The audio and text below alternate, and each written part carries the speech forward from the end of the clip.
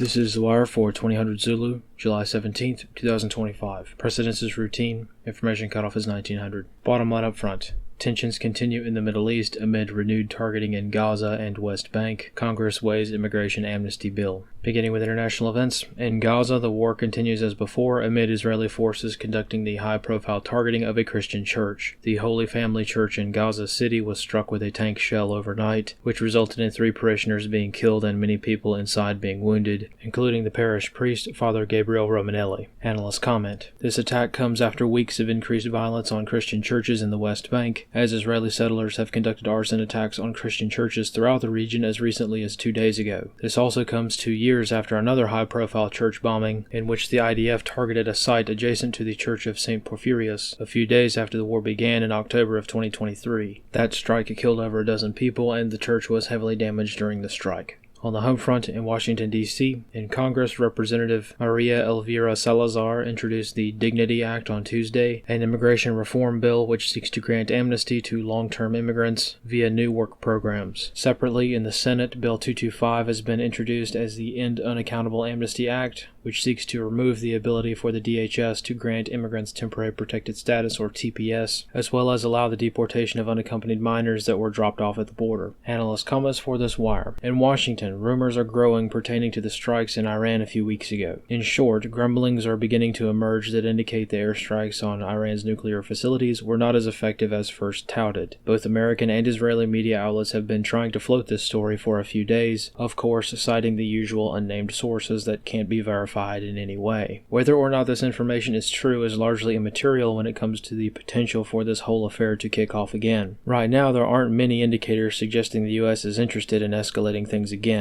However, with strong domestic dissent regarding the handling of issues such as the Epstein scandal, the motivation for diversionary actions is quite high. This consideration, while certainly out on a limb at the moment, is still worth remembering, as there might not be much notice of impending escalations with any of the global conflicts currently on the table. This concludes The Wire for 2000 Zulu, July 17th, 2025.